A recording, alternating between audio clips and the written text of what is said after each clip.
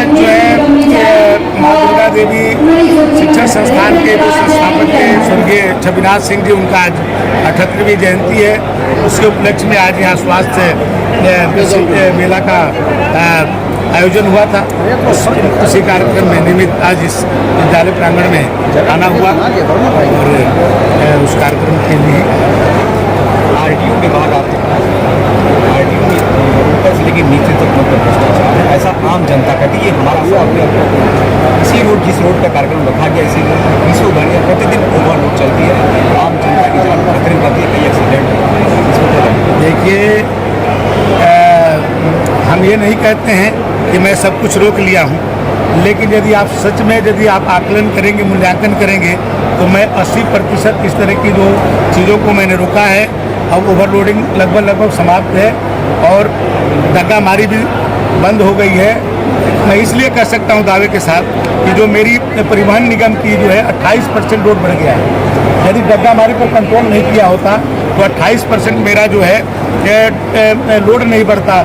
और मैं बता दूं आपको, मैं 400 करोड़ रुपया पिछले 5 महीने के अंदर मैं अतिरिक्त अर्जित किया हूँ।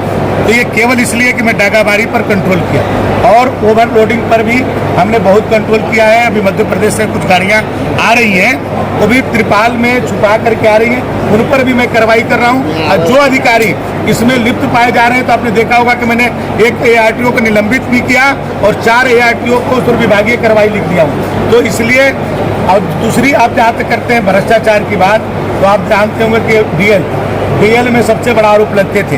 हमने लर्निंग लाइसेंस को 100% ऑनलाइन कर दिया। 100%। एक भी लर्निंग लाइसेंस अब हमारे विभाग के द्वारा और हमारे कार्यालय से नहीं बनता है। और जहाँ तक परमानेंट लाइसेंस बनाने की बात है, वो भी आप 3 दिन पहले आप सुने होंगे कि हम जो है सिमुलेटर से अब जो है टेस्ट कराएंगे, उसमें मैनुअल नहीं रह जाएगा। जो जहाज में प्रयोग होता था उसको मैं उत्तर प्रदेश में प्रयोग करने वाला हूं कि कोई मैनुअल नहीं रहेगा। न कोई किसी को पास कर सकता है, न किसी को कोई फेल कर सकता है। 100% के बावजूद भी सब चल रहा है। ऑनलाइन के बावजूद भी सब कुछ। हम ऑनलाइन के बाद कोई आदमी जाकर के किसी को अपने से दे देता है, तो उसके लिए मैं थोड़ी कर सकता हूँ। उसके लिए मैं क्या करूँ? घर में बैठ करके कोई लाइसेंस बना रहा है तो क्यों दे देता है?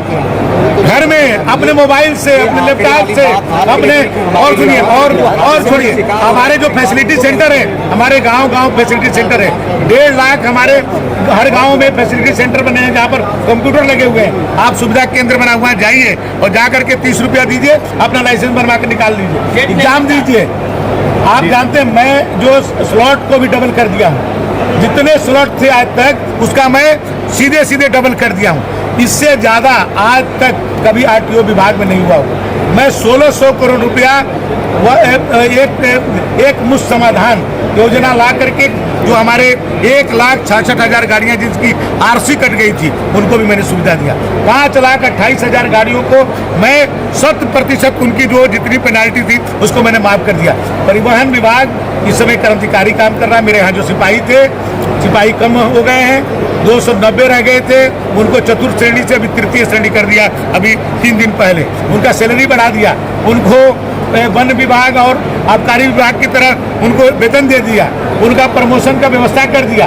तो ये सब चीज नए चीज विभाग में 5 महीने के अंदर। क्या नई भर्तियां भी आएंगी क्या परिवहन विभाग के हर स्तर पर भर्तियां शुरू हो गई हैं। अभी ARM के 74 पद को मैंने भर्ती के लिए भेजा है। सिपाही अभी 734 सिपाही की भर्ती कर रहा हूँ।